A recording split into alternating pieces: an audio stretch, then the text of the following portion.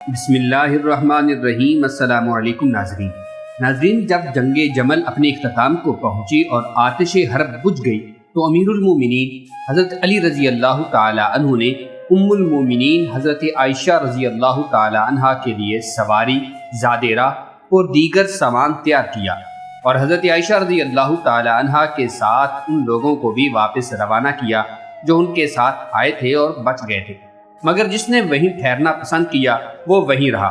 حضرت علی رضی اللہ عنہ نے حضرت عائشہ رضی اللہ تعالی عنہ کے ہمراہ بصرہ کے حسب و نسب میں معروف 40 عورتیں بھی چنی۔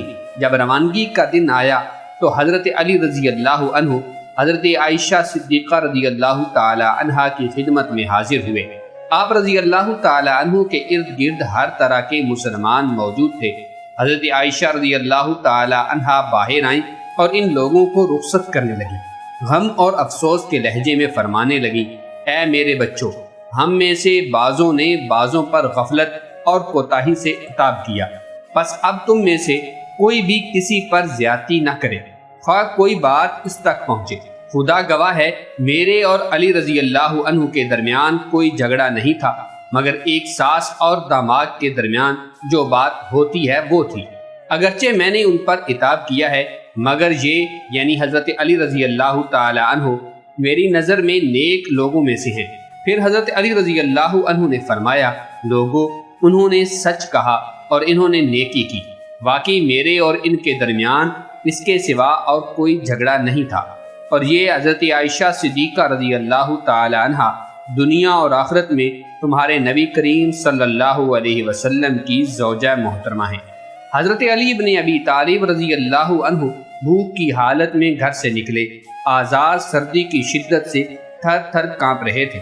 آپ رضی اللہ عنہ نے چمڑے کا ایک ٹکڑا لیا، اس کو کاٹ کر اپنے کپڑوں کے نیچے سینہ سے لگا لیا تاکہ کچھ گرمی حاصل ہو۔ پھر فرمانے لگے، خدا گواہ ہے، میرے گھر میں کھانے کو کچھ بھی نہیں ہے، اگر بیت رسول صلی اللہ علیہ وسلم میں کچھ ہوتا تو میرے پاس ضرور پہنچ جاتا۔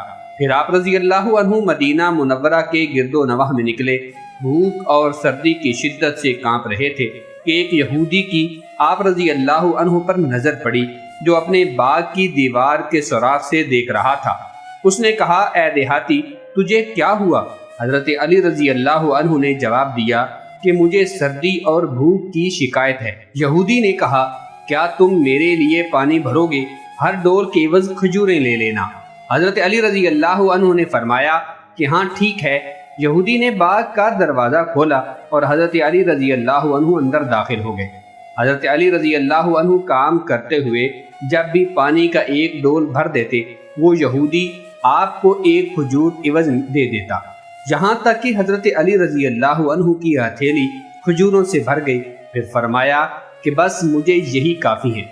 چنانچہ حضرت علی رضی اللہ عنہ نے وہ کھجوریں کھائیں اور اس پر تھوڑا سا پانی پیا، پھر جناب نبی کریم صلی اللہ علیہ وسلم کی خدمت میں پیوند زدہ چادر اوڑے ہوئے پہنچے۔ جب رسول اللہ صلی اللہ علیہ وسلم نے ان کی حالت دیکھی تو آپ علیہ السلام کو وہ نعمتیں یاد آ گئیں جو حضرت علی رضی اللہ تعالی عنہ کو کل کو حاصل تھی، اور آج ان کی حالت دیکھ کر آنکھوں میں آنسو بھرائے اور رونے لگے۔ پھر فرمایا، اس دور میں تمہارا حال کیا ہوگا جب تم ایک جوڑا صبح کو پہنو گے اور ایک جوڑا شام کو پہنو گے، اور تمہارے گھر یوں ڈھانکے جائیں گے جیسے خانہ کعبہ کو ڈھانکا جاتا ہے۔ لوگوں نے کہا، ہم اس دور میں خوشحال ہوں گے، ذمہ داریوں میں باکفایت اور عبادت کے لیے فراغت ہوں گے۔ نبی کریم صلی اللہ علیہ وسلم نے فرمایا، نہیں، بلکہ تم اس دور کے مقابلے میں آج زیادہ بہتر ہو۔ ویڈیو اچھی لگی ہو تو ویڈیو کو لائک کرتے ہوئے چینل کو سبسکرائب کر لیجئے۔